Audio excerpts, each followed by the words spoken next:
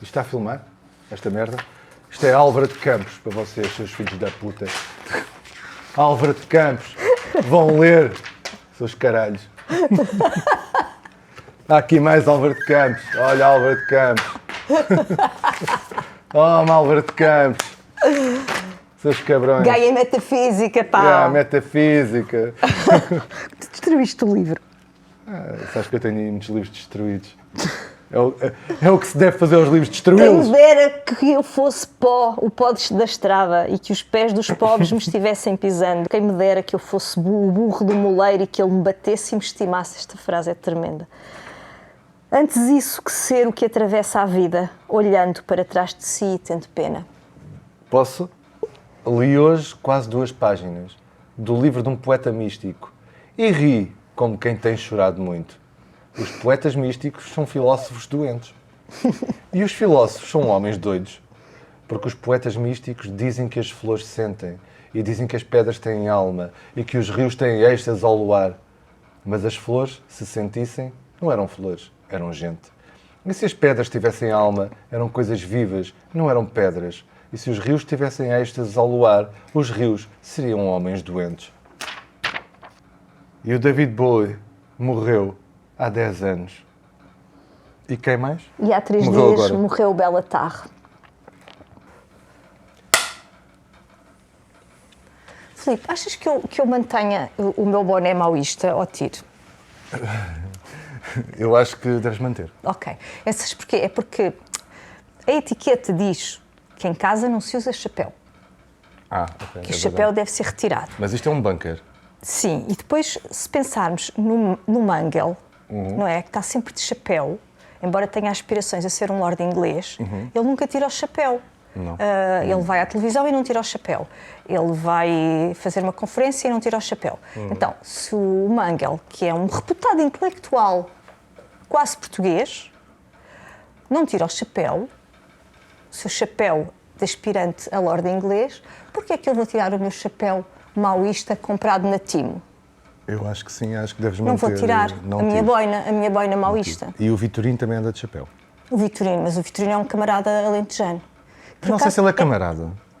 Eu acho que ele não é camarada, mas sabes que hoje, a pensar no episódio de hoje, eu pensei muito na canção A Queda do Império, do Vitorino, porque eu acho que estamos a assistir a um momento histórico, embora isso não seja falado pelos nossos comentadores e tudólogos televisivos e mediáticos, etc., e comentadores das redes sociais, estamos a assistir à queda do Império Europeu e americano, que começou quando os portugueses saíram para descobrir a Índia, e estamos a assistir finalmente à queda desse Império Europeu, que teve a sua extensão nessa criança perversa que é a América, que é os Estados Unidos da América, que são uma emanação da Europa e do pior que a Europa tem.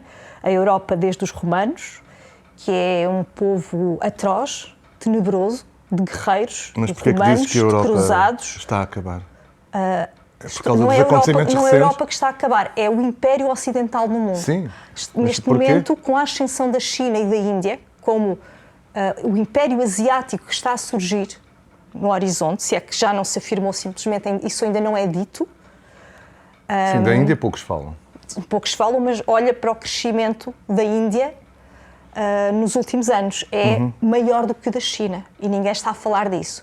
Portanto, este crescimento da China, da Índia, dos países do Golfo, dos Emiratos, aponta para um novo Império do Sul Global. O Sul Global vai finalmente, eu acredito, emancipar-se do Império colonial que começou na Europa e se estendeu aos Estados Unidos, e são séculos e séculos das piores atrocidades, de uma predação total do mundo inteiro, desde dos índios aos africanos, desde as costas da Nigéria, no Senegal, por aí abaixo, até a África do Sul, que começa com os portugueses e continua com os espanhóis e depois com os holandeses e com os ingleses, que foram os piores de todos, e com os belgas e com os holandeses, e depois com os americanos, depois da Segunda Guerra Mundial. E hoje que os Estados-nação estão a morrer, porque quem manda nisto já não são os Estados. Quem manda são as chamadas entidades transnacionais, que são os grandes conglomerados. O OCGFC, Owners and Controllers of Global Financial Capital, que são empresas sem rosto, como a Vanguard, a BlackRock, são empresas de armamento, são as empresas que controlam os Estados, que controlam os mercados e que estão a esvaziar totalmente a nossa democracia.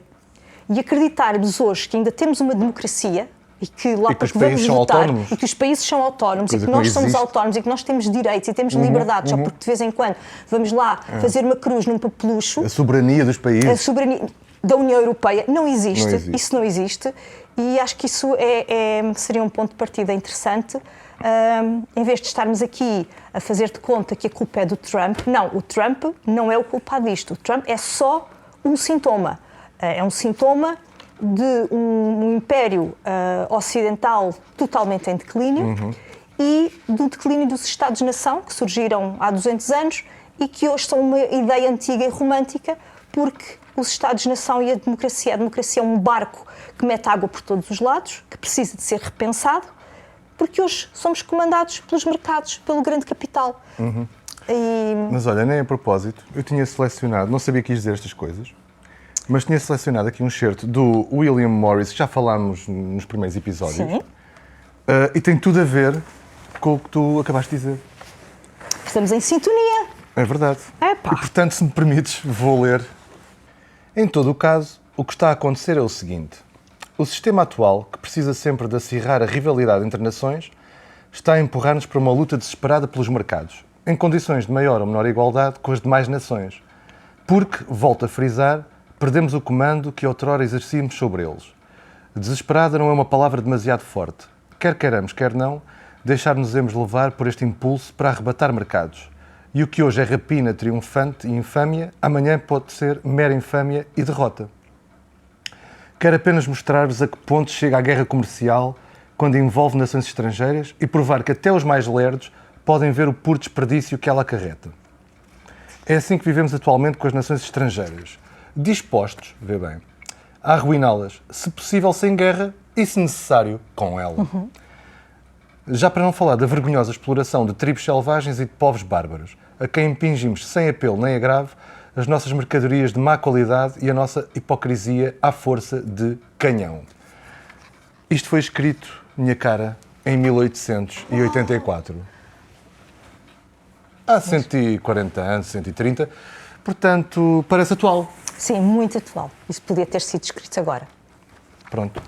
Por aquele tipo Thomas Piketty, Thomas Piketty, que é uma pessoa muito interessante e que ainda no outro dia lia uma coisa que ele escreveu a propósito desta invasão da Venezuela, em que ele dizia precisamente isso, não estar aqui a fazer com a narrativa de diabolizar o Trump, porque o Trump é muito mau, porque o Trump vai destruir, porque o Trump é muito bom e vai salvar a Venezuela dos cartéis de droga.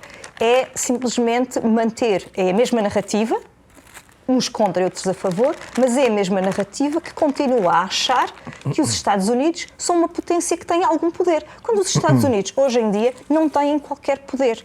O Donald Trump está ali como um fantoche, tal como o Donald Trump, o Keir Starmer, o António Costa na União Europeia, a von der Leyen, todas estas pessoas não passam de pessoas colocadas ali por estas entidades transnacionais que dominam hoje os países. O Trump é o testa de ferro, é o porta-voz. É o porta-voz dessas pessoas. Aliás, ele está lá, ele foi lá colocado por estas pessoas. Sim, claro. Não foi lá colocado nem sequer pelos fanáticos americanos, por mais que os fanáticos americanos achem que foram eles que lá o colocaram. Não foram.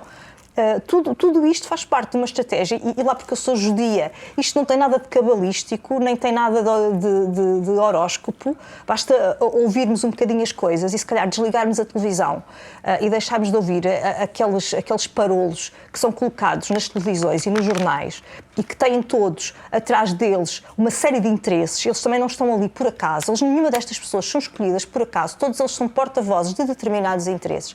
E se as pessoas lessem, por exemplo, o Manufacturing the Consent, do Noam Chomsky, por mais que o Noam Chomsky agora tenha caído em desgraça porque estava lá no Epstein, mas até só estava lá a pedir uns favores para o IRS e coisas do género. Também podíamos falar disso, agora ninguém pode aparecer numa fotografia com esse gajo. Não deixa de ser triste devido àquilo que ele escreveu, mas para mim não tira o valor, nomeadamente desta obra, Fabricando o Consenso, que infelizmente não está publicada em português, mas quem nos está a ouvir, está um PDF em espanhol, encontram na internet um PDF em espanhol que podem ler, foi assim que eu li, e que o Chomsky mostra como os nossos mídia, o jornalismo, agora também as televisões e etc., sempre estiveram a compactuar com as elites. E a maior parte do jornalismo que nós temos não é senão uma forma de fabricar um consenso à volta dos interesses das elites e não do nosso interesse. E isso cada vez é mais descarado. É tão descarado que já ninguém esconde. Eu hoje escrevi, um bocadinho furiosa com esta campanha, este crowdfunding que está a haver agora em volta da revista Visão. Ai, a revista Visão, ai, o jornalismo independente. Mas qual jornalismo independente? A revista Visão há décadas que é uma almofada do PS. A revista Visão é controlada pelo PS. E eu não estou a dizer isto porque estou a adivinhar. Eu por acaso estou aqui metida nisto desde 2009. Eu conheço esta gente toda, eu sei. Digam-me o que é que a revista Visão publicou em termos jornalísticos. Digam-me um grande repórter da revista Visão. Um repórter como teve o Público, António José Cerejo, por exemplo. Digam-me se a revista Visão... Eu pensava que a Visão já nem existia. Mas a Visão já não existe. A Visão, as pessoas acham... Está a vender no supermercado, é isso? A revista já não existe. Aquilo é um morto, é uma carcaça e que algumas pessoas precisam daquilo. Porque agora, enquanto o PS esteve no poder... Não é? O António Costa fechava os olhos ao facto de eles não pagarem impostos, não pagarem segurança social, de terem milhões, porque eles eram uma almofada. Cada vez que o António Costa tinha uma medida mais ou menos impopular, lá vinha a revista Visão fazer a almofadinha para nós todos fazermos um consenso e acharmos que aquilo era tudo maravilhoso, que é para isso que serve. Mas então é assim, se a revista Visão, na verdade, só serve para, como almofada dos governos socialistas e da entourage do PS... sejam políticos, sejam figuras públicas, sejam... é todo o tipo de gente, da Ana Markel ao Rui Conceiro, que é gente que está montada no sistema cultural, político e económico do PS desde o pós-25 de Abril. E achei muita graça, agora andei a ler muitas coisas sobre a Venezuela, eu que vivi na Venezuela, e vi uma pequena reportagem sobre como, em 1958, a Venezuela sai de uma ditadura e consegue ter um grande período democrático, mas onde o poder foi sempre dividido entre dois partidos, até à grande crise petrolífera. E quando acontece a grande crise petrolífera, aquilo que esses dois partidos estiveram a fazer durante todos esses anos foi sacar dinheiro do petróleo, endogamia, distribuir cargos pelas famílias, pelos amigos, aquilo que fazem em Portugal, basicamente o PS e o PSD desde o pós-25 de Abril. E, portanto, quando há a crise petrolífera no final dos anos 60 início dos anos 80, aquilo de repente vem tudo à superfície.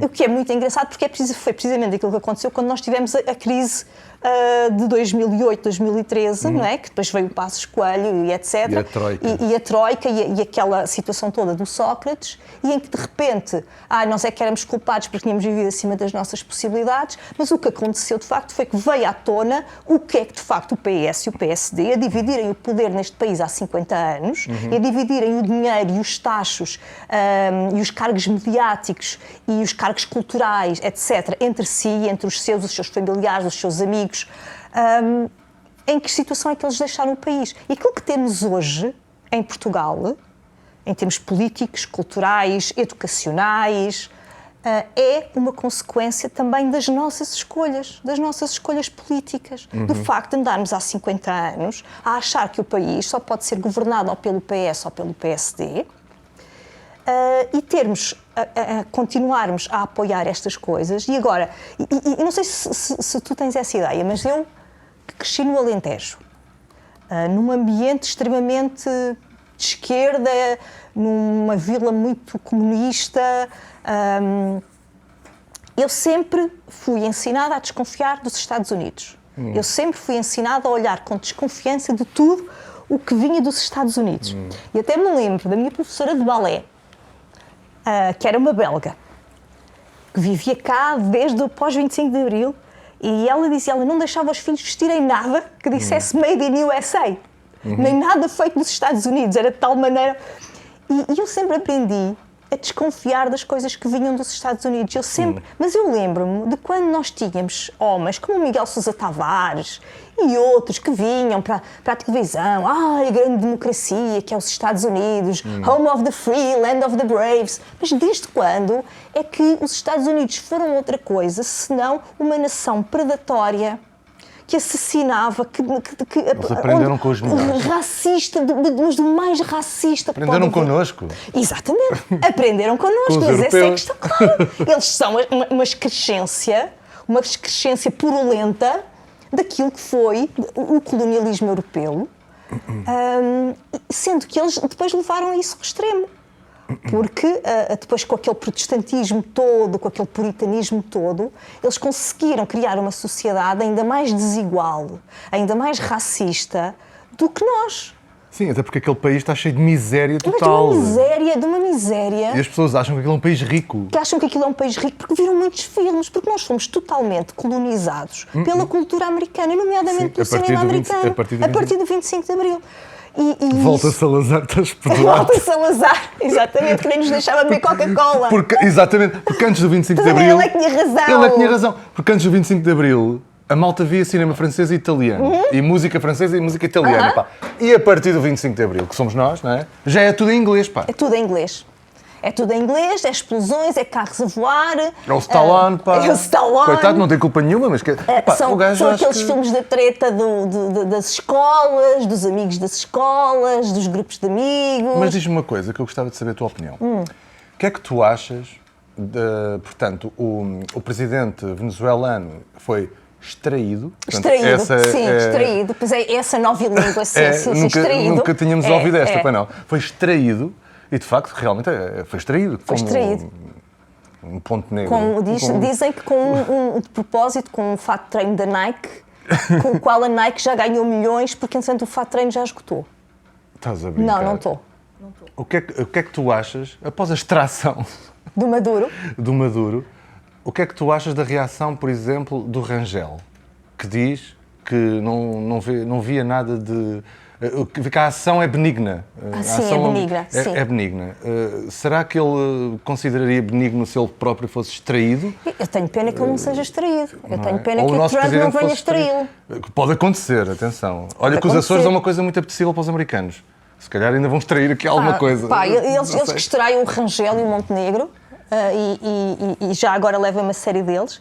Não, quer dizer, para mim não é surpreendente, porque a atitude deste governo de patetas, que têm todos cara de parvo, não sei se vocês já viram a cara de parvo que tem o Montenegro.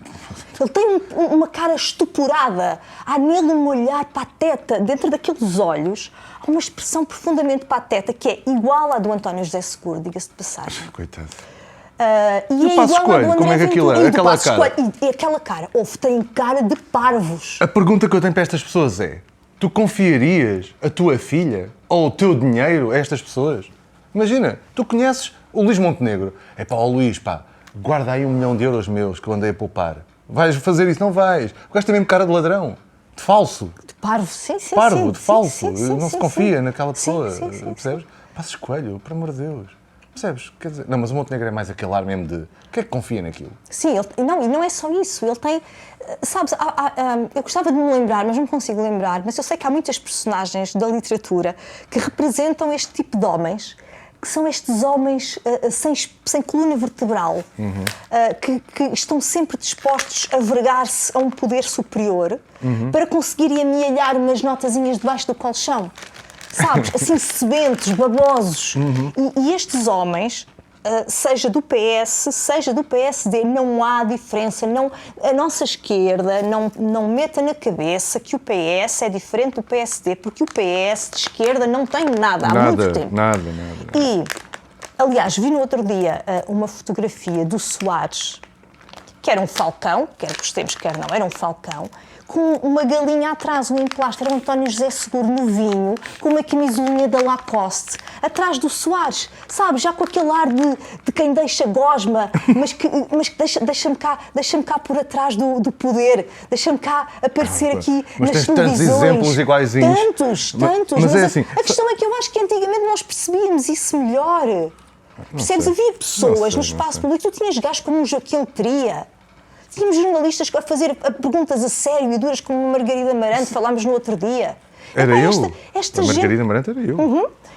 Agora, tu vês, porque o jornalismo também foi feita uma rasura de tudo que era, todas as pessoas que eram minimamente inteligentes, minimamente críticas, todas essas pessoas desapareceram do jornalismo, desapareceram das redações, foram colocadas umas pessoas dóceis, perfeitamente domesticadas, desesperadas por ter um bocadinho de capital simbólico e que estão dispostas absolutamente a tudo. E, portanto, não estão ali portanto, estão ali para dar voz a estas pessoas, nomeadamente o André Ventura, sem qualquer sentido crítico, sem nunca deixarem provocarem o mínimo de desconforto, sem nunca fazerem perguntas a sério. Depois saltam de uns assuntos para os outros, nada é verdadeiramente debatido, nada é verdadeiramente discutido. Tu olhas para um destes debates e todos eles usam uma técnica retórica que é conhecida como a falácia do arenque, que é, tu falas numa coisa, tu dizes uma coisa, e tu és o meu oponente, eu digo uma coisa, tu não queres responder àquilo que eu digo, então tu dizes, mas o que importa não é isso. O que importa é não sei o quê. Então começam a falar de outra coisa. Eles andam há anos a fazer isso. Exato. E o outro diz, não, o que importa é aquilo. Ou seja, ninguém responde a nada. Nunca respondem a nada, nunca é debatido nada com seriedade e o jornalista que está ali não consegue pôr ponto na conversa, não consegue ter uma autoridade para organizar aquilo e exigir e estar de facto do lado do público, que é quem o vê. Mas o jornalista, mesmo que seja muito bom, não consegue, porque eles aplicam essa técnica, porque depois o problema dos debates em televisão é que aquilo está tudo cronometrado. Aquilo vai ter que acabar, claro. Não é? E então, o jornalista, mesmo que seja muito bom, não consegue sacar, porque os gajos... Imagina, eu faço agora uma pergunta e tu respondes, não, mas eu agora quero ainda dizer não sei o que acerca de não sei do quê. E nunca respondes e o tempo está a contar. E eles sabem disso. Claro. O tempo está a contar. Aquilo, basicamente, os debates é queimar tempo. Até aquilo acaba. Eles sabem, isto começou às 8, às 9 acaba. E eu não vou responder a merda nenhuma deste jornalista. Eu vou só dizer aquilo que eu quero dizer. E, portanto, é uma palhaçada, é tudo uma total impostura. Tu vês estes debates, como é que tu podes ainda achar que estás num Estado democrático quando os debates políticos, seja para a eleição de um Presidente da República, seja para um Primeiro-Ministro, as pessoas são colocadas como se fossem gladiadores num circo romano. Ou seja, são atiçados como cães, um ao outro, e estão ali a ladrar um ao outro durante uma hora, não dizem absolutamente nada de válido, não explicam absolutamente nada, o que é que vão fazer, o que é que pensam disto, o que é que pensam daquilo, nada, não sai dali nada. E as pessoas veem aquilo e ficam do lado de uns e outros do lado do outro, como se fosse um Benfica Sporting, como se fossem os gladiadores num circo romano. Portanto, o povo vai ficando distraído e depois, agora, além de uma coisa que é também uma falácia, que são as sondagens, que são também já uma forma pensada e usada para manipular o sentido de voto, estes debates agora, eu até acho que foi o Observador que começou com isso, embora isto tu já vejas isto desde 1965, por exemplo, eu fiz o tema da minha tese de mestrado, que eu defendi em 2008, era sobre géneros jornalísticos. E eu fiz uma análise das campanhas para a cobertura jornalística de campanhas para as eleições presidenciais, desde 1976 até 2006. Portanto, foram 30 anos de campanhas eleitorais, desde a candidatura do Ramalhianos até o Cavaco Silva, quando ganhou o Cavaco Silva a primeira vez à presidência da República. E todo este dispositivo de pôr os candidatos como cães e usar metáforas de guerra já era utilizado, mas agora chegámos a um nível paroxístico. Tu vais ler os jornais e não sei quê atacou, não sei quê. Todos os verbos são verbos de guerra. Todos os verbos são verbos bélicos. E todos os verbos são postos, nenhum deles é inocente, visam sempre, cada jornal está a apoiar o seu candidato, obviamente, e põe os títulos e constrói um discurso que não é óbvio, que parece que é imparcial, mas se tu analisares aquele texto, não só nas metáforas, nos verbos, tu vais ver que há ali claramente um posicionamento a defender um determinado candidato em detrimento do outro. Neste caso não é fácil porque são 11 candidatos, não é? Nós não temos jornais suficientes para... Sim, mas eles basicamente só falam do Mendes e do Almirante e do Ventura. E do Ventura e do outro pateta, que é o seguro. Não, então, espera aí, o que é que tu disseste? Mendes, Ventura. O Mendes, o Almirante, o Ventura e o António José Seguro. O Coutrinho acho que também está a ter o Coutrinho. Não, o Coutrinho também, é verdade, está o Coutrinho. vão ser esses os finalistas, porque isto na verdade é um campeonato de futebol. E os finalistas vão ser esses, acho eu, não é? A tal segunda volta. Mas aí voltamos à estupidificação das pessoas que aceitam ser o público português, o povo português aceita ser tratado assim pelos seus jornais, pelos seus políticos, aceita ser tratado como uma criança idiota. Porque isto é uma idiotização total. Mas isso não é só em Portugal, não é? Não é só em Portugal, mas também, e voltávamos à ideia do esvaziamento das democracias, do esvaziamento dos Estados-nação. Isto não é por acaso. É importante que as pessoas sejam progressivamente menos críticas, menos emancipadas intelectualmente. Tu vê o que está a acontecer com a educação, com as universidades. O desinvestimento total. As escolas hoje são lugares de depósito das crianças para os pais poderem trabalhar cada vez mais horas e as crianças ficam ali depositadas. Nunca nenhuma geração de crianças esteve tanto tempo longe dos pais como está a acontecer desde há 10 anos para cá, em que as crianças entram na escola às 8 da manhã e saem às 5h30 ou 6 da tarde. Têm que estar ocupadas. Têm que estar ocupadas, têm que estar numa instituição qualquer. Portanto, não interessa o que é que estão lá a fazer. Não interessa minimamente o que é que estão a aprender e não interessa minimamente formar a tal ideia iluminista e depois da democracia abrilista e da paixão pela educação do António Guterres. Vamos formar pessoas, a educação é que é, a educação é o futuro de Portugal. Treta. Hoje há um desinvestimento brutal na educação. Porquê? Porque já não interessa. As próximas gerações, os vossos filhos, eu não tenho filhos, os filhos das pessoas que nos estão a ouvir são destinados ao trabalho braçal. Não interessa que a massa continue a ir para a universidade. Não interessa. O que importa e o que é preciso cada vez mais em Portugal é trabalho braçal. Isto passa-se o mesmo nos Estados Unidos com a expulsão dos imigrantes. Não é de propósito. Quem vai fazer estes trabalhos todos que os imigrantes americanos que estão a ser expulsos faziam vão ser os americanos. Porque o desemprego vai ser tão grande, o nível de vida vai baixar tanto que as pessoas não vão ter outra hipótese. E aqui vai acontecer a mesma coisa. O que está a passar nos Estados Unidos, nós vimos estar a olhar para ali, porque é aquilo que vai acontecer na Europa e já não vai faltar muito. E nós vemos indícios disso em todo o lado. Sim, mas pior do que isso, eventualmente, será o... a Europa acabou de perder o seu principal aliado, que era os Estados Unidos. Sabes que para o Trump, a Europa é o inimigo, não é? Agora mas é bem feito. É bem feito. Porque agora quero ver estas pessoas que andam há 50 anos a abrir as pernas a tudo o que é americano, não é? Lembras-te do apoio que o Durão Barroso deu à invasão do Iraque? Lembras-te que ofereceu a base das lajes para o encontro entre o Aznar mas o apoio continua, por isso é que o Rangel diz estas coisas. Claro. Não é? O apoio continua, tudo o que eles fizerem está tudo bem. Tudo bem. Não é?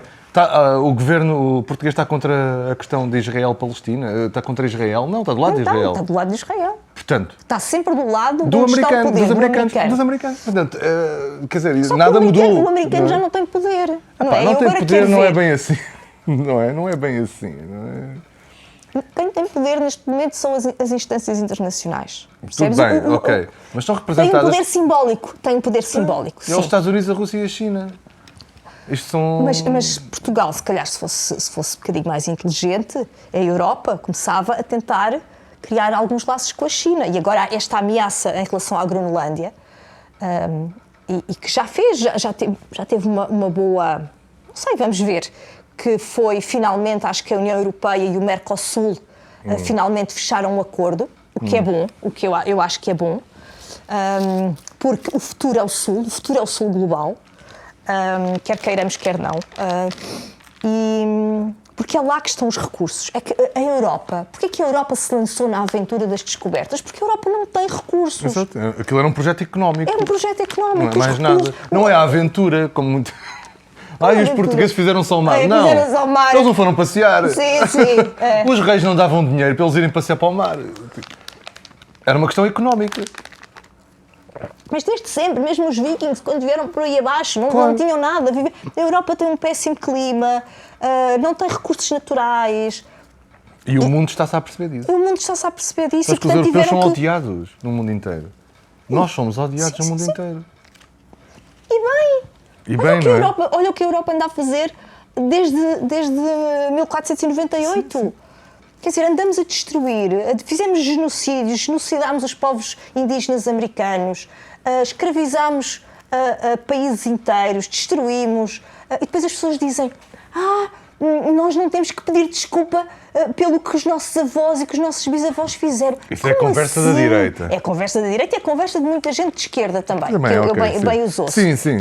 É assim, quer dizer, tu estás sentado no país que tens hoje e achas que podes fazer-te conta que o país que tens hoje não é consequência do roubo feito em África, feito do ouro no Brasil, feito na Índia, feito em tudo isso. Quer dizer, nós não fizemos nada. E ainda por cima, e depois quando tu defendes isto, tu és woke.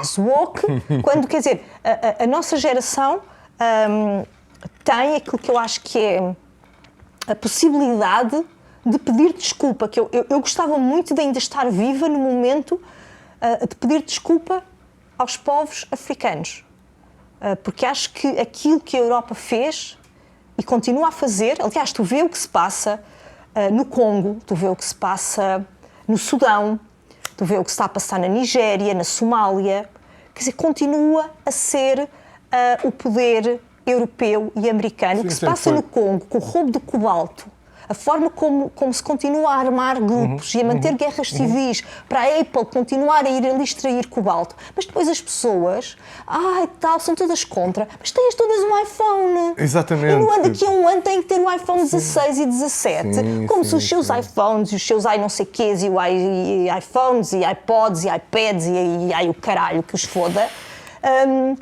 não tivessem atrás de si uma história, pessoas, crianças a serem exploradas naquelas minas de cobalto no Congo, e agora com a história da Venezuela é a questão do petróleo, mas é toda uma quantidade de riquezas, entre elas também uma série de minerais que existem na América do Sul, não só na Venezuela, mas por todo aquele território, que são necessários à tecnologia, à tecnologia nuclear, à inteligência artificial, à construção de toda este lifestyle europeu. Mas as pessoas acham, agora o Trump, agora vão-nos destruir isto tudo. Mas o que é que tu fizeste contra isto? Se não sentar-te e aproveitar, enquanto os americanos largavam bombas no Iraque e na América do Sul, e o petróleozinho chegava aqui à Europa baratinho, e nós começámos a partir dos anos 90, toda a gente tinha um carro, e toda a gente ia passar férias para a Tailândia e para o Brasil, mas esse dinheiro vinha de onde? E vão todos ler a Time Out, e vão todos aos restaurantes, e vão todos ao brunch. E continuam todos a fazer a mesma coisa. Continuam todos a fazer a mesma coisa, mas agora vai começar a doer, porque assim, não há nada que se faça de mal nesta vida que não se pague. Podes pagar. Se calhar agora vamos começar a pagar aquilo que os nossos antepassados fizeram há 500 anos. Porque mais tarde ou mais cedo alguém vai ter que pagar por isto. E, portanto, agora amanhem-se. O que é que tu achas que acontece caso o Trump, e ele é bem capaz de fazer isso, ocupa a Groenlândia? O que é que tu achas que a União Europeia faz? Eu acho que a União Europeia Porque aí é um está a ataque armar-se. direto É um à União ataque Europeia. direto, sim. Ok? Sim. Direto. Não é Ucrânias, que não é a União Europeia, não é Venezuela, é território da União Europeia. O que é que acontece? Eu acho que vai haver uma corrida ao armamento. Eu não sabia, mas, por exemplo, a Alemanha voltou a implementar o serviço militar obrigatório. Ah, sim? Sim, eu não sabia. Fiquei a saber agora recentemente, porque tenho mais ou menos um quase familiar que vive lá e agora vai fazer 18 anos e vai ser chamado, eu nem sabia. E, portanto, a Alemanha, que, como tu sabes, até há uns anos atrás não podia sequer ter exército. E, Foi portanto, uma das consequências da Segunda Guerra Mundial. Bem, até há uns anos, mas há umas décadas. Sim, mas agora, não tinha. Agora, não só está a haver esta corrida ao armamento, que tu vês que está a ser tirado dinheiro em todos os países, dos sistemas nacionais de saúde, da educação, etc., etc., para ser alocado a despesas militares, sendo que essas entidades transnacionais que gerem o dinheiro e os mercados, sabemos que não há negócio que gere tanto dinheiro como o negócio do armamento. E, portanto, a Europa está a armar-se e se vai entrar em guerra com os Estados Unidos, talvez entre, mas o interesse, quer dizer, quem gera isto tudo, estas entidades transnacionais, querem lá saber que a Europa entra em guerra com os Estados Unidos. Pronto, mas nós estamos querem aqui vender armas. Sim, mas nós estamos aqui a falar das pessoas. Estas pessoas que andam a votar em Trumps e Bolsonaros e André Venturas, achas que elas vão ter uma bela surpresa? Acho que em vão. breve? Acho que né? vão. Acho que vão. E a maior surpresa não vai ser para os filhos delas, porque as da nossa geração não vão ser chamadas para a guerra. Sim, mas vamos levar com a guerra. Vão levar e vão levar os seus filhos. Esta geração Z e esta geração Alfa vão... Todos uns putos mimados que vão todos Exato. bater às trincheiras. E vai ser pior que as trincheiras, porque a guerra agora é pior que as trincheiras. E não só já vão herdar um mundo onde não têm quase direitos, não têm direito a ter uma casa, não têm educação, têm cada vez menos um Serviço Nacional de Saúde que lhes possa garantir o mínimo de dignidade. Não só estas pessoas já vão herdar um mundo totalmente sem todos estes direitos que nós, olha, foi uma sorte, apesar de tudo, nascermos na altura em que nascemos e termos vivido este período de estabilidade europeia, sem guerras. Eu nunca pensei, quando tinha 20 anos, que ia levar com isto agora. Nunca pensámos. Aliás, quando cai Com o muro de Trumps e Berlim, não sei quê. quando cai o muro de Berlim em 89, houve uma onda de otimismo tão grande. Eu lembro-me quando eu entrei para a universidade e se falava da globalização como uma coisa que ia unir os povos. Qual unir os povos? A globalização tem sido aquilo que mais tem levado à derrocada dos Estados-nação. Óbvio. E à infiltração do mercado e do capital Mais uma financeiro vez, em o todo capitalismo lado. selvagem. Mais uma vez. Eu sei que já disse noutros episódios. É o capitalismo selvagem a destruir tudo, como sempre. Como já dizia aqui o William Morris em 1884. Eu vou votar no Manuel João Vieira. Olha, eu ia-te perguntar qualquer coisa acerca disso. É assim, pronto, eu voto sempre no PC. Ou não voto, ou voto no PC. Mas desta vez tenham santa paciência. O Filipe, quer dizer, o PC tem que começar a levar na cabeça, porque, quer dizer, isto já não se admite.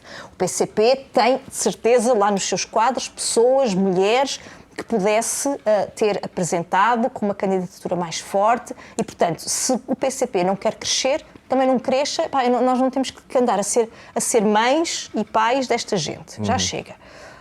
Então e, vais portanto, votar no eu vou Manuel. votar no Manuel João Vieira. Porquê? Porque é a única pessoa verdadeiramente inteligente, naquilo que eu considero uma inteligência, percebes? Ele é um dos últimos herdeiros daquilo que foi o Café Gelo, do qual o pai dele fez parte, o pintor João Vieira, dos surrealistas, como foi o João César Monteiro, também um herdeiro desses grupos. E é um tipo de uma inteligência que eu acho, às vezes eu ouço falar e sei que uma parte das pessoas não percebe onde chega a ironia dele. Não percebe, que ele às vezes está a dizer coisas que parecem só patetices, mas ele sabe muito bem o que está a dizer. Ele está a usar de uma ironia que eu sei que a maior parte das pessoas não entende. Não, a ironia em Portugal é muito pouco compreendida. E é incrível, porque nós tivemos autores, também eles Gil pícaros, Vicente. o Gil Vicente, o Fernão Mendes Pinto, que fizeram tanto, que trabalhavam tanto essa ironia fina, o Bocage, e hoje, pá, isso perdeu-se completamente. Sabes que eu, ao dizer aí a malta jovem que ia votar no Manuel João Vieira, todos ficaram chocados. Porquê? Pois. Mas eles vão votar em quem? No Coutrinho, não? Em todos menos no Manuel João Vieira. E isso é que está errado. Que vão votar no Vão votar em Seguro, quem? no António José Exato, Seguro, é que é assim, nesse pateta. são todos não candidatos. Portanto, se querem fazer alguma coisa de rebelde, de fraturante, é votar no Manuel João Vieira, obviamente. Claro. Porque não há um candidato a sério. Não há. Não há. Não há. Eles são patetas, são fantoches. Não há. E assim, já que são todos fantoches, vamos Exato. votar no único que é um fantoche Exato, assumido. e ainda bem que o Manuel João Vieira conseguiu realmente fazer. Sim. Porque podia não ter conseguido, como noutras Das vezes. outras vezes. Agora conseguiu mesmo. Ainda bem, porque foi nas eleições certas que isto Certas, no aconteceu. momento certo. No momento certo que isto aconteceu. E que ele aparece no debate, que ele podia não ter ido, que ele precisa ter coragem de fazer aquilo. E ele foi, e é o momento certo para aparecer o suposto palhaço. Sim. Que não é o palhaço, é o que está a dizer a verdade. É o que está a dizer a verdade. Não é? Sim. E não só isso, quer dizer, é o que eu digo, ele é herdeiro das pessoas, das últimas pessoas verdadeiramente emancipadas e intelectualmente livres que tivemos neste país, que foi quer queiramos, quer não, que foi essa geração dos anos 50, da qual fizeram parte o pai dele, e o Pacheco, e o Cesarini, e o Alexandre O'Neill, e os surrealistas e os herdeiros dos surrealistas, em que, quer dizer, havia uma crítica, uma coragem, que não era performático, percebes? Agora até os nossos humoristas são uma miséria absoluta, percebes? Daquela Joana, e depois pertencem todos, é isto que eu acho graça. À elite. Pertencem todos à elite. Quer dizer, até o Hermano José, a quem nós devemos muito, e que eu adorava o Hermano José, e devo imenso ao Hermano José. Mas o Hermano José também vem de uma elite, claro que viveu, ele é consequência de um determinado tempo, ainda do antigo regime, etc., e chega com uma força de Mas não há atrito. problema em vir da elite, desde que faças alguma coisa de jeito. Mas depois, e ele fez, mas depois, quando passou o tempo, quando começou a envelhecer, tornou-se aquilo que é. Lembras-te quando ele tinha aqueles talk shows em que ficava a falar dos relógios e dos iates, e que era um verdadeiro horror, porque ele não deixava falar os convidados, ele só falava de si próprio. Aquilo era um talk show à volta do ego do Hermano José, era uma coisa aviltante. Mas fez alguma coisa. Fez alguma coisa, sim, e todos lhe devemos muita coisa. Mas hoje o que é que temos? Temos uma Joana Marques, que é filha daquele senhor Riaça, que é o João Pedro Marques, que escreve no Observador, historiador, que conduz um descapotável com luvas de pele e deve achar que é um Dom Juan. E os portugueses adoram. Portugal adora essa gente. Adora prestar vassalagem. É uma coisa inacreditável. Mas olha que o mesmo Ricardo a Joana... Araújo Pereira, a mesma coisa. Pronto, acha que é de esquerda e há quem ache que ele é de esquerda e há quem se bata por aquilo. Mas há muita gente em Portugal que acha que é de esquerda. Sim. Em Portugal há imensa gente que acha que é de esquerda. Eu farto-me esquerda. de rir. Sim. E depois parecem-me só uns conservadores ecos. Sim. São a antítese do que é a ideia de revolucionária. É muito fácil ser de esquerda, vir dizer umas coisas muito vagas, que parecem muito liberais, é como a outra com o ato triunfal da Cona, e parecem muito rebeldes. Vamos deixar isso. Exato. Pronto. Vamos mas isto é só palavras.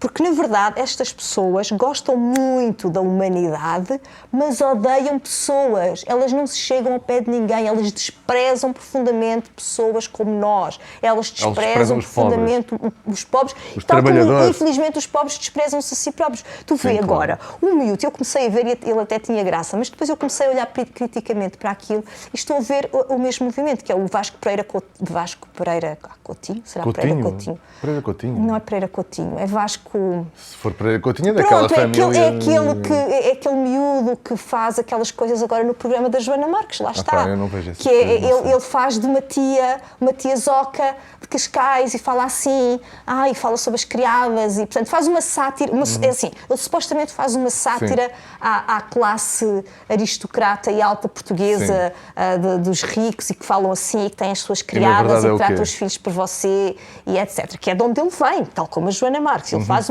uma suposta crítica, mas nessa suposta crítica que eu também comecei a achar engraçada, mas a verdade é que a certa altura isto não passa isto transforma-se numa normalização de um comportamento.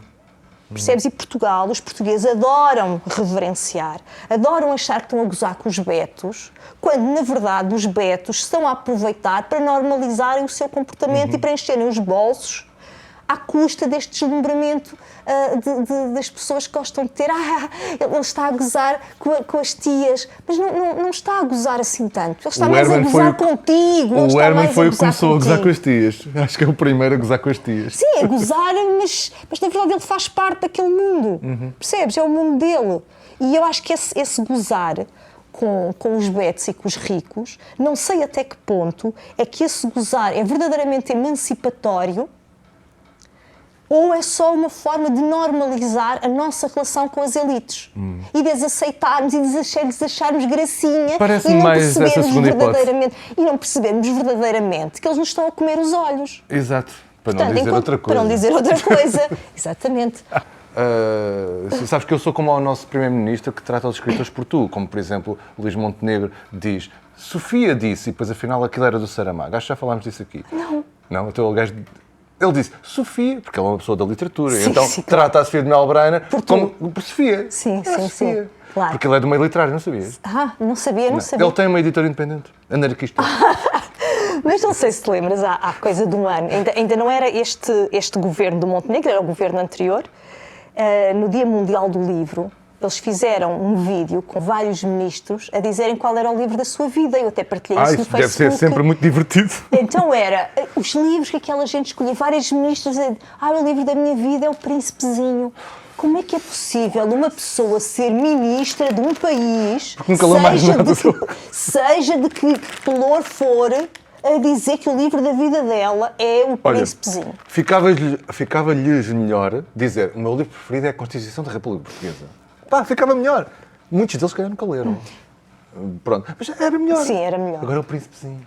Ou dizerem, pronto, o Saramago. Mas não, se o Saramago eles não engolam, o Neto Porqueiros eles não engolam. Mas não, os livros... Duas ministras mencionaram O Príncipezinho. E depois os outros só falaram de livros parvos e via-se mesmo que, tipo, devem ter... Alguém lhes disse, olha, fala deste livro. Eles não tinham nada a dizer sobre o livro, sabes? Era tão falso. Sabes, é melhor dizer O Príncipezinho do que dizer, por exemplo, o meu livro preferido é Uma Aventura nas Férias. Podia ser. Eu prefiro Uma Aventura nas Férias. O primeiro livro que eu li da aventura foi Uma Aventura no Bosque. Era o número 5 da coleção. A minha madrinha deu-me. Uma Aventura é bom. Eu adorava Uma Aventura. Já não me lembro, eu li tantos, mas eu adorava aquilo. Aos 5, eu prefiro os 5 ou Uma Aventura. Ao Príncipezinho. Ao Príncipezinho. É muito esotérico. O Príncipezinho é giro, é interessante para ler a crianças. Agora, que haja tantos adultos que são ministros a dizer que o livro da vida deles é O Príncipezinho, claro. Tenham vergonha na cara. Por isso é que eu estou a referir os livros da aventura, ok? Não estou a dizer que aquilo é mau ou bom ou whatever, mas se o ministro também aparecesse a dizer o meu livro preferido é o número 7 da coleção da aventura, também não era bom, não é? Bom, whatever. O que é que íamos falar agora? Tu não estragas o Fausto. Estávamos a falar do tema, precisamente, de termos começado este projeto, este nosso podcast chamado Apocalipse Now. Exato. E, de repente, damos por nós a perceber que os tempos estão adequados a esta ideia de apocalipse. Sim.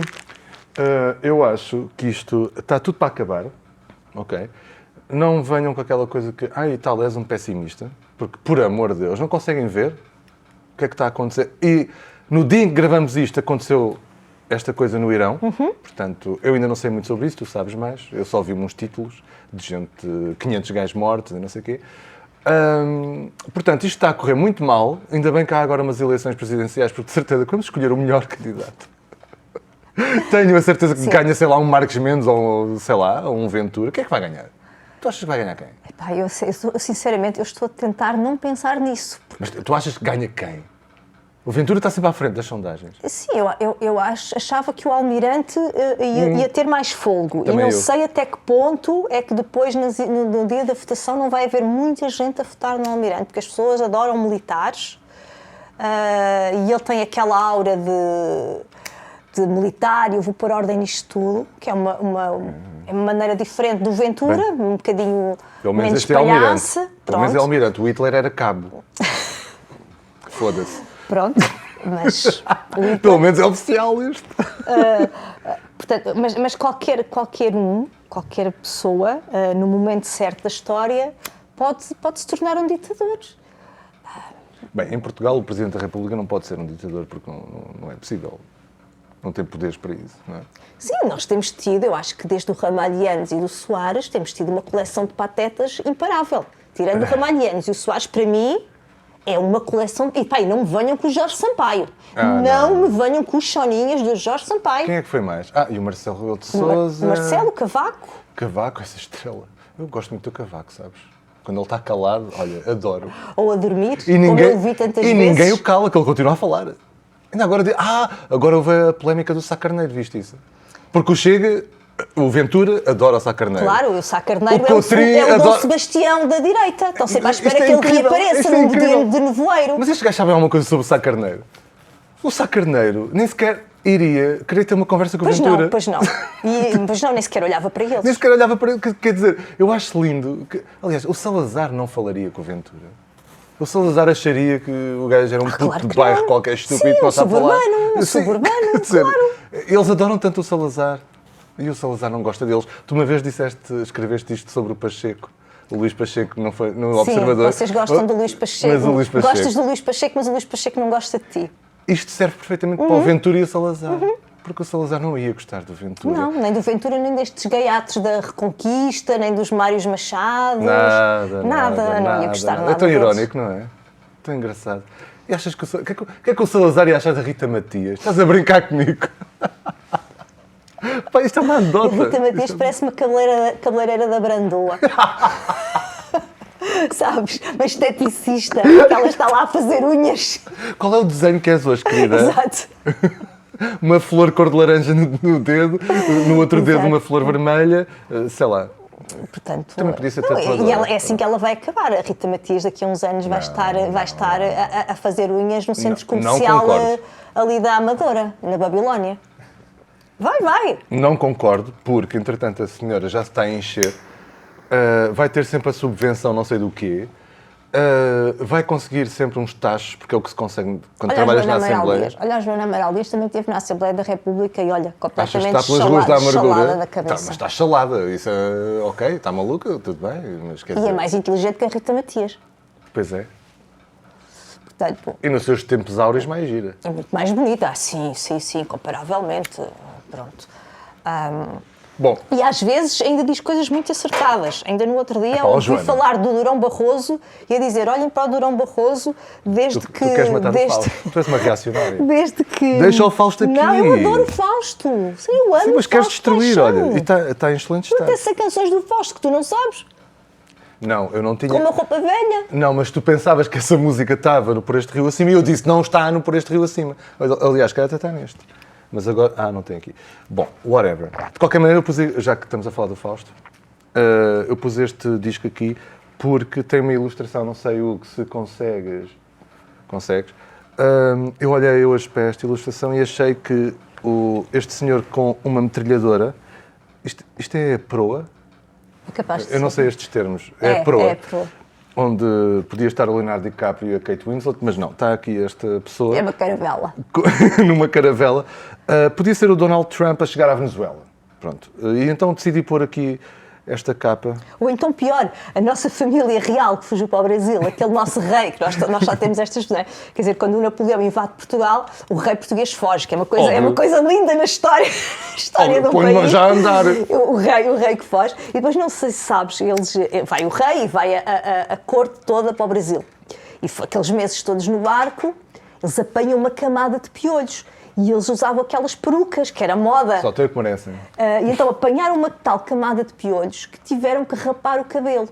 E quando eles chegam ao Rio de Janeiro, o Rio de Janeiro estava à espera do rei, não é? Porque o rei deles, a corte, era a corte portuguesa. E então quando eles chegam e desembarcam, as mulheres com lentes à volta da cabeça porque tinham rapado o cabelo, todos entrapeirados, Um ar desgraçado. todos desgraçados. O que é que a elite do Rio de Janeiro achou? Que aquilo era moda. E então começaram todos a usar os lenços assim na cabeça. Porque eles chegaram cheios de piolhos num estado deplorável. E portanto isto também podia ser essa visão do nosso rei, agora não me lembro qual era, o João qualquer coisa, acho eu, um deles, que fugiu para o Brasil. Portanto também é a cara de um certo Portugal, de gente covarde. Ironicamente, quando se dá o 25 de Abril, não é? Os ricaços também fogem todos para o Brasil. Também fogem todos para o Brasil. Vai tudo para o Brasil. E atenção que já não era colónia. Sim, e outros para a África. Os para a África do Sul eram mais os que viviam em Moçambique. Os ricaços que viviam em Moçambique, muitos fugiram para a África do Sul. Mas os de Lisboa foi muito para o Brasil, não é? Sim, aqui em Portugal foi para o Brasil, com medo claro. dos comunistas. Não, eu tenho pena que não tenha havido guilhotinas, porque tinha-se poupado de muita coisa. Pronto, terei sempre esta nostalgia da guilhotina, porque acho que muita desta gente que depois voltou, os champalimous, os salgados, esta gente toda, que depois voltou toda contente para fazer os negócios, não é? Quando o dinheiro começou a fluir outra vez, eles vieram todos para cá e foi-lhes tudo entregue outra vez. Óbvio. E portanto eles continuaram a mandar, só que encapotadamente. E as pessoas continuaram a votar e a achar que o PS e o PSD eram muito democráticos e que nos iam salvar e tal. E pronto, entregaram o país nas mãos daqueles que eram os mesmos que mandavam no salazarismo, que eram os mesmos que controlavam o dinheiro. Bom, até antes do salazarismo, não é? Alguns, quer dizer, sim. há aquela velha tirada do se o Eça de Queiroz voltasse, ia ver que os apelidos eram os mesmos no poder, não é? Portanto, Não, isso é muito antes se o Queiroz voltasse, imaginam essa de Queiroz a ler as coisas do trinete. Eu já sabia que ias dizer isso. Imagina, coitado, suicidava-se. Desculpa, o Essa suicidava-se. Não, ele ia dizer que ele até não é mau. Nos tempos de hoje ele ia dizer, não, até não é mau, não é bom, estou muito orgulhoso. Nos tempos de hoje, imagina. Sim, se ele fosse um trisavô típico do século Não XX. Mas se ele fosse... Porque não podes traumatizar a criança. Se ele fosse o crítico que ele era, que ele foi... Sim. Era giro. Era giro, não é? Era giro. Mas em Portugal, Portugal adora e adorará sempre prestar reverência aos ricos, prestar reverência a estas classes sociais e odeia os pobres e odeia os imigrantes porque quer acreditar que já não é igual a eles. Quer acreditar que nós somos iguais à alta burguesia e etc. Como não somos, lamento! Não somos. Porque isso é o que se passa nas telenovelas portuguesas. Percebes? É o que se passa nas telenovelas portuguesas. Que há a criada, não é? A criada. Eles são todos ricos. Tratam-se todos por você. As pessoas adoram ver. Estás a ver aquilo que eu dizia do Vasco Coutinho, não sei o quê. É a mesma coisa. As pessoas adoram isto.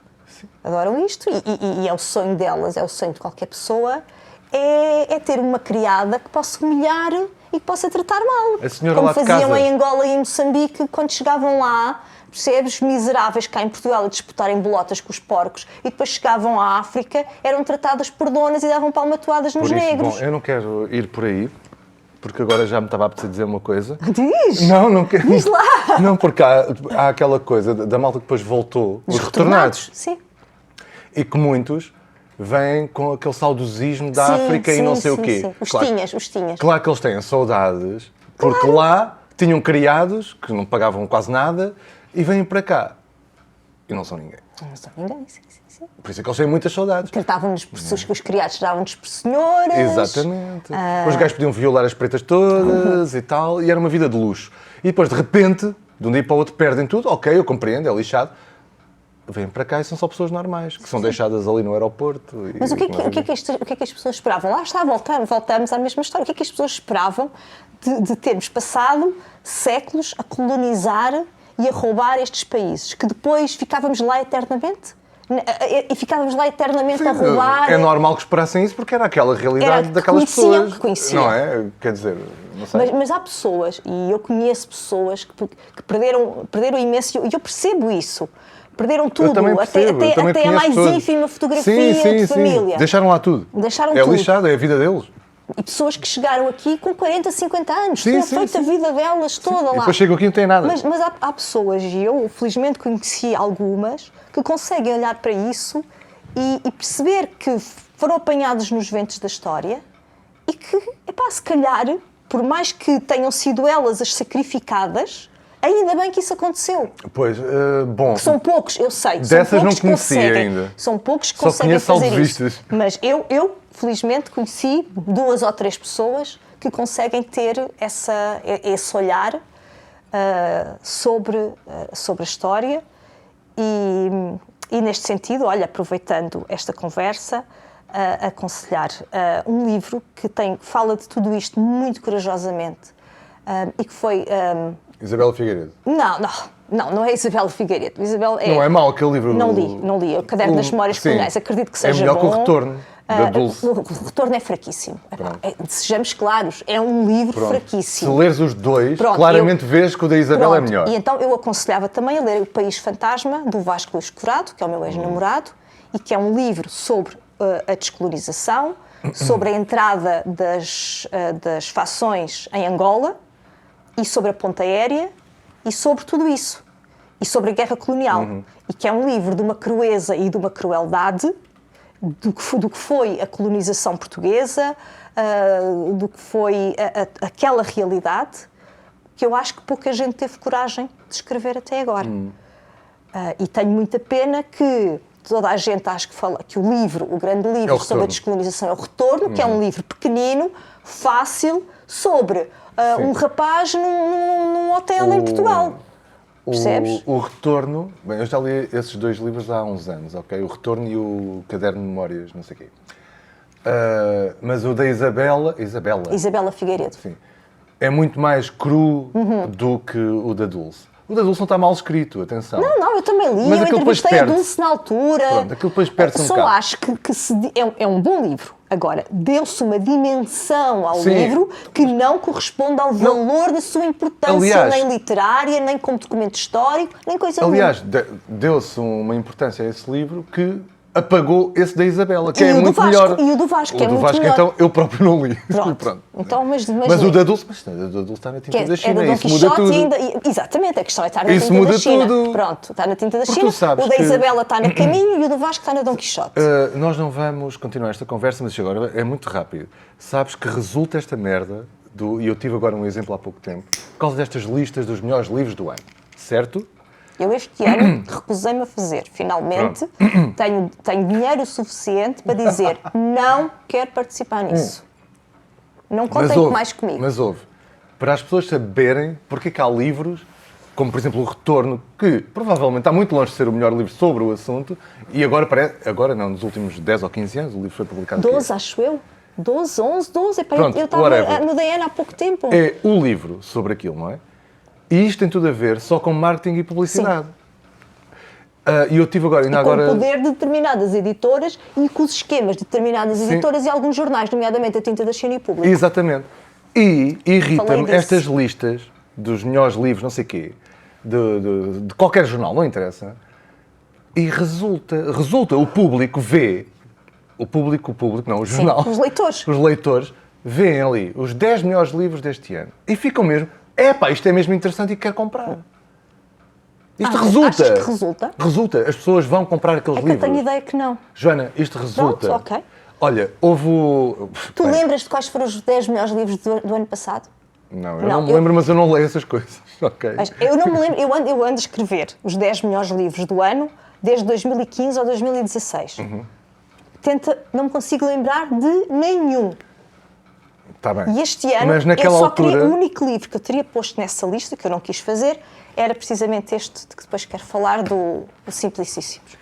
Diz. Mas resulta, no momento em que sai no jornal, estes são os 10 Ganha ou 20 ou visibilidade. 30, não sei o quê, resulta. Há um exemplo, este é um bom exemplo, mas é um exemplo do impacto que estas merdas têm nas pessoas. O livro do Orlando Ribeiro, o Portugal, o Mediterrâneo e o Atlântico, aquele gajo, acho que é um Pereira Coutinho. Pá, um gajo do Observador. O João Pereira Coutinho. Um gajo do Observador que tem um podcast com o João Miguel Tavares? Ou tinha um o podcast. Rui Ramos. Rui Ramos. O Rui Ramos fala desse livro e atenção que este livro está publicado. Foi publicado, teve várias edições ao longo dos anos e está a ser reeditado pela Letra Livre já há 15 anos ou assim.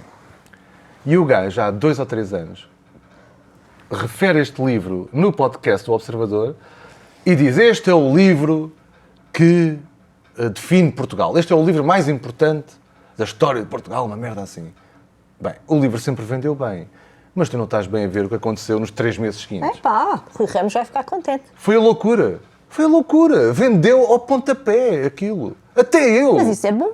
É bom, É bom mas... porque o livro é bom, porque se o Sim, livro for mau é que exato, acontece a mesma exato. coisa. Ele podia ter dito isto de outro livro qualquer. Sim, mas o Rui Ramos é E um as homem pessoas- culto. tudo bem, mas a questão é o poder destas coisas. Se eles disserem... Os leitores em Portugal precisam que lhes digam o que ler. O que ler? E, neste caso foi Orlando Ribeiro. Ok, podia ter sido outra merda qualquer. O José, o outro, quem é? O Rodrigues dos Santos. O Rodrigues dos Santos. Podia ter sido o Rodrigues dos Santos. E eles vão comprar. E eu ainda agora tive esse exemplo. Vieram com uma conversa do não sei o quê, o meu tio viu os melhores livros do Público ou do Expresso, eu não sei. Pá, agora não me lembro qual era o livro, não interessa. Isso é uma merda. Mas estava em 4º lugar nos melhores livros. Isto tem impacto, as pessoas compram e resulta. As editoras fazem dinheiro, os autores nem por isso, mas whatever. Mas pronto. E resulta. A máquina do marketing e da publicidade resulta. Não, e depois, a falarmos nisto, tínhamos que falar na pressão que as editoras fazem em cima dos jornalistas para os jornalistas escolherem esses livros. Porque muitas vezes não acontece com todos os jornalistas, verdade seja dita, mas muitos aproveitam esse momento para falar dos livros dos amigos e das amigas. Ok? Eu nunca gostei de fazer isso, porque eu não gosto... Esta coisa das listas, e é engraçado, eu também escrevi sobre isso na minha tese de mestrado. A lista, seja dos livros do ano, dos discos, dos políticos, do vinho, é uma forma de tu restringires a realidade. Porque tu só podes escolher, por exemplo, no Observador, nós só podemos escolher 5. E num país onde se publicam dezenas de livros que tu não consegues ler, nem muitas vezes saber nem metade do que foi que saiu, tu vais escolher 5, tu estás a restringir uma realidade que é ampla, que é complexa, e estás a dizer às pessoas: olhem, leiam isto, em vez de estás a dizer às pessoas: vão à procura. É isso que eu nunca gostei, e eu participava nestas listas porque precisava desse dinheiro. Era mais um trabalho que me pagavam e que eu precisava de fazer. Mas as pessoas que me conhecem sabem que eu sempre, da mesma maneira que eu não dou estrelas, eu sempre detestei esta coisa das listas. Porque a lista, por exemplo, o Foucault fala imenso nisso. A lista é uma forma de restringir e conter a realidade. De dar a ilusão que a realidade é este bocadinho, quando a realidade é muito grande, é muito complexa. Repara, ninguém escolheu Os Cantos de Maldoror, que a Maldoror publicou este ano. E algumas pessoas algumas pessoas mais cultas deram conta que saiu o Rimmelshausen. Sim, mas isto está nem depois... a Primatur também. Sim, é diferente. Ok, a Primatur pode ter um bocadinho mais... A Maldoror não tem os tentáculos do polvo. Desculpa, a pergunta é: porquê que saiu no Y um livro da língua morta? Porque nunca sei. Eu não conheço Porquê, ninguém. Maria Elis? Ela tem conhecimentos no público, é? Não sei, deve ter. Eu não sei. Não sei. Epá, Mas és tem, há livros da língua morta no IFA. Mas a Maria Liz... não sei. Não sei. Até É uma pergunta que eu deixo no ar, eu não sei a resposta. Sim, mas tu repara, até é curioso Eu não te mandei isso. a vários níveis. Não sei, mas eu também Não disse reparei. qualquer coisa tipo... Creio que sim. Porque praticamente não há poesia nessas listas dos livros do ano, que também é inacreditável. Por exemplo, este ano saiu o livro da Anne Carson, por exemplo, e não apareceu... Que editora? Da Não Edições? É da Não Edições. Já falamos disso. Não aparecem livros de editoras independentes, é raríssimo, já falámos também sobre isso. E, portanto, é uma restrição da realidade quando o jornalismo devia, se calhar eu sou ainda idealista, devia abrir para as pessoas irem à procura. Devia ensinar os leitores a dar chaves de leitura para as pessoas, lá está, irem à procura. Não precisarem de ver 5 livros numa lista dos melhores do ano, o top 10, sabes, parece o top mais dos anos 80. Mas precisa. Para saberem orientar-se e procurarem bons livros. Mas isso pressuporia que tínhamos uma outra educação, que tínhamos uma outra escola, que tínhamos uma outra educação literária, que tínhamos uma outra educação universitária. Não temos. Mas que tínhamos também todo um outro sistema, porque repara, a vida que as pessoas têm hoje em dia, eu até compreendo, imagina, um gajo tem o seu trabalho, das 9 às 6, tem que pagar contas, tem que ir ao supermercado, tem que tratar dos filhos, tem não sei o quê. Estes gajos não são do meio literário, eles gostam de ler, eles queriam ler, mas não têm grande tempo. Então, se calhar, até é um favor que lhes fazem, o Expresso faz uma lista dos 10 melhores livros. E o gajo, olha, quero este. Também temos que ver as coisas assim. E depois o Ricardo Araújo Pereira, que vende tudo, não é? É o vendedor da banha da cobra, vende qualquer livro. Basta pôr um livro, o Ricardo Araújo Pereira falar de um livro, tu vês as editoras todas a porem nas suas redes sociais qualquer um daqueles 4 tontos a falar de um livro, daqueles 4 homens... decadentes, porque eu olho para eles e tenho pena, são 4 homens decadentes. Até o Ricardo Araújo Pereira, que era um rapaz bonito, está feio. Foda-se, o gajo nunca foi bonito. Era bonitinho, era bonitinho. São tão decadentes, bonito sou eu e ando não aqui há liviço, não há podcasts. vitalidade, depois falam dos livros e depois dizem 2 ou 3 coisas, sabes? Repara como eles falam dos livros, dizem 2 ou 3 coisas, dizem 3 frases. 3 frases não dizem nada sobre um livro. Tu não podes falar... Como é que tu queres que eles façam ali? Uma recensão? Não têm que fazer uma recensão, mas têm que falar um bocadinho mais. Caramba, já tivemos tempo... Aquilo é televisão. Está tudo cronometrado, lá está. Tu lembras-te do Acontece? Tu lembras-te daqueles programas, olha, com a Clara Pinto Correia e a Maria João Seixas, em que falavam de livros. Hoje lembrei-me da Clara Pinto Correia. Epá, não eram aquelas coisas de 3 minutos. Por coisas boas. Sabes? E depois dizem, os portugueses só conseguem ler textos curtos. Mas é claro que só conseguem ler textos curtos. Então, mas do que é que estamos à espera? A propósito da guerra e da chegada da guerra e da iminência da guerra, felizmente e em boa hora a Imprimatur publicou este autor alemão, do barroco alemão, Grimmelshausen. O Grimmelshausen vive e escreve durante a Guerra dos 30 Anos, que foi uma guerra, para quem não sabe, devastou a Europa, que opôs cristãos, protestantes. É uma guerra que foi da Suécia à Espanha, estava tudo metido naquilo. E ele cria este personagem, o Simplicíssimos, que é um tonto, que parece tonto, mas não é verdadeiramente tonto. É o parvo, mas que vai dizendo as verdades, tal como o Dom Quixote, que é o louco, mas ele usa o subterfúgio da loucura, é só para ele desmascarar a impostura dos outros. E o Grimmelshausen e a malta de esquerda que gosta do Beckett. Não haveria Beckett, não haveria, nomeadamente, a Mãe Coragem, sem o Grimmelshausen. A Mãe Coragem do Brecht é inspirada na Vagabunda Coragem, que é uma das obras do Grimmelshausen, que se passa na Guerra dos 30 Anos, e que o Brecht depois vai agarrar e vai escrever A Mãe Coragem e os Seus Filhos, que também é ambientado na Guerra dos 30 Anos e que é uma obra que é tão importante e que ele escreve nos alvores da Segunda Guerra Mundial e que vale muito a pena ler. E houve uma belíssima peça de teatro feita pelo António Pires, do Teatro do Bairro, há 2 anos, que esteve no CCB, infelizmente esgotou logo. Uma maravilha, uma peça de 2 horas com a atriz sempre a falar à boca de cena, muito boa.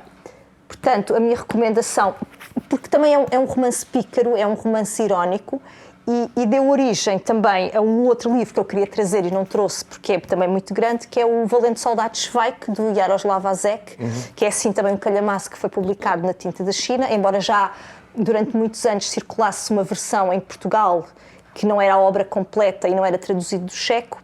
Que editora? Não me lembro, mas foi precisamente essa que eu li.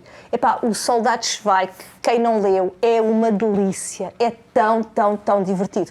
Porque é, mais uma vez, é o tonto, é o atrasado mental que... Manuel João Vieira. Não, ainda é muito mais, é muito mais. Mas vá.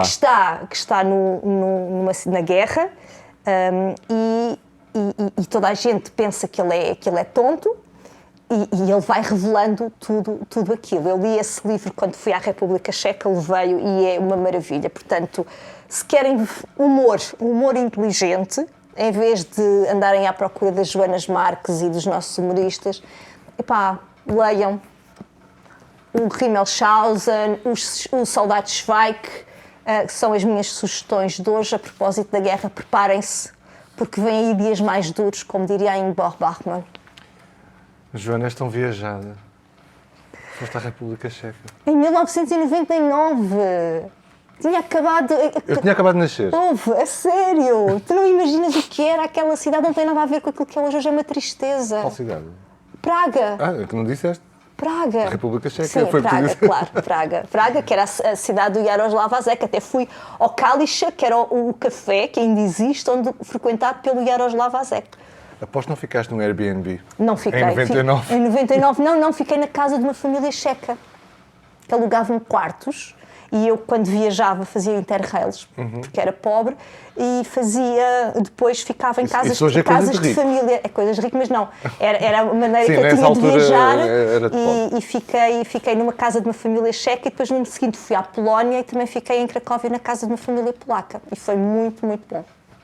Eu quero ler uma coisa chamada Cantar Alentejano, do Dr. José Afonso. Conhece o Dr. José Afonso? José Afonso? Dr. José Afonso. Doutor. Sabes que os primeiros discos dele apareciam Dr. José Afonso. Ok. É sério? Sim, sim. Sim, eu sei que ele estudou em Coimbra, não é? Não sei qual era a formação dele, se era literatura ou uma coisa do género. A formação dele foi Direito.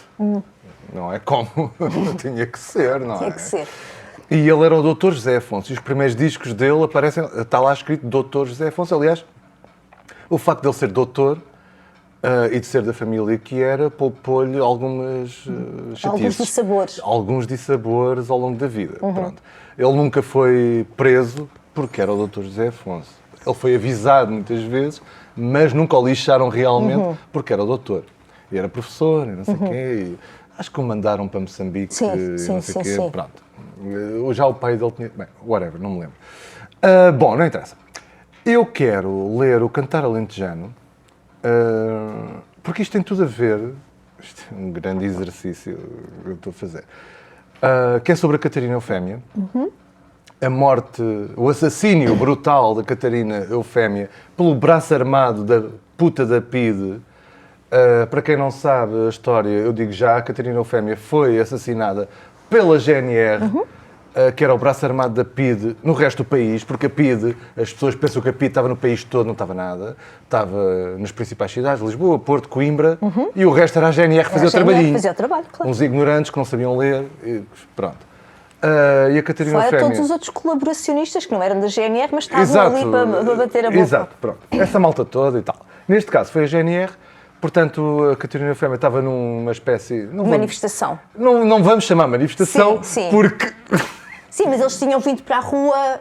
Vieram para a rua para reclamar... Sim, acho que de alguns direitos... Alguns direitos, porque eles eram escravizados. Esta gente era escravizada. Sim, o meu amigo, a minha família é de Aljustrel. Os alentejanos... O meu avô nunca foi preso, mas deu um par de murros a um patrão que não lhes pagava. E o que é que lhe aconteceu? E foi preso e ficaram lá, ficou um dia só, porque chegaram à conclusão que ele não era comunista, e de facto não era, e depois soltaram-no.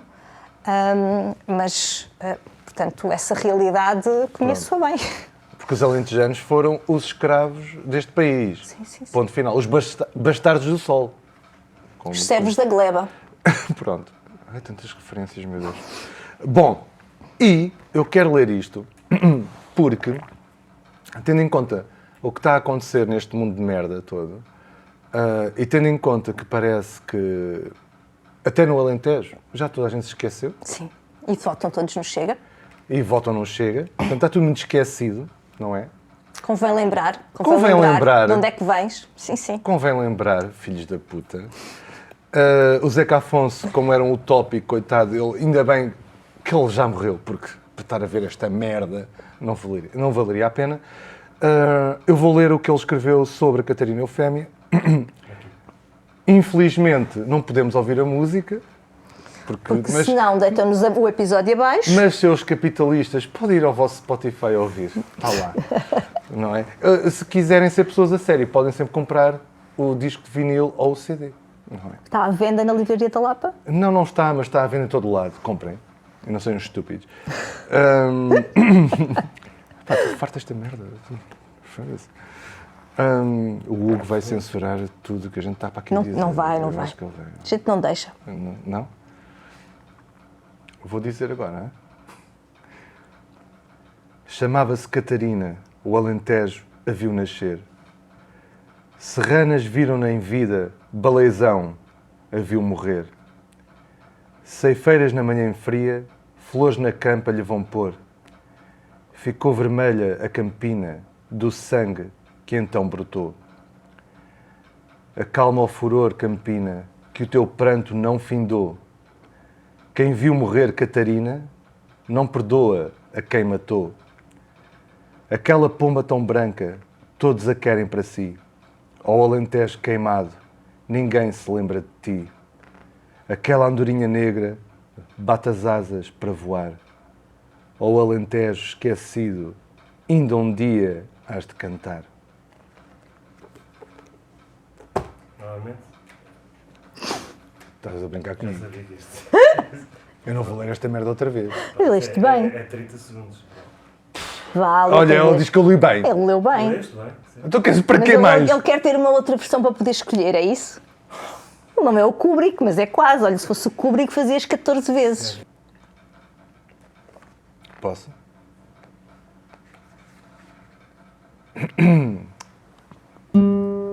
Chamava-se Catarina, o Alentejo a viu nascer.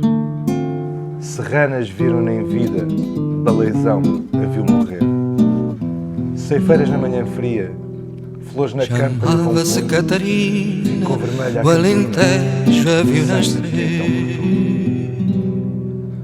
Acalma o furor, Chamava-se Catarina, o Alentejo a viu nascer. Quem viu morrer Catarina, Serranas viram em vida, Baleizão a aquela viu pomba tão morrer. branca, Serranas viram em vida, ao Alentejo queimado. Baleizão Aquela a andorinha viu negra, bate as asas morrer. para voar. Ao Alentejo esquecido.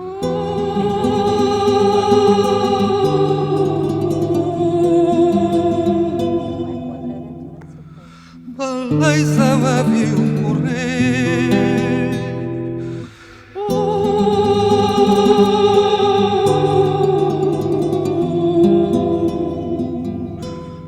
Baleizão a viu morrer.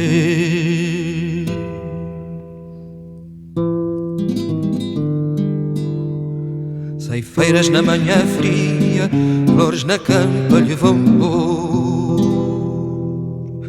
Ceifeiras na manhã fria, flores na campa lhe vão pôr. Ficou vermelha a campina do sangue que então brotou. Ficou vermelha a campina do sangue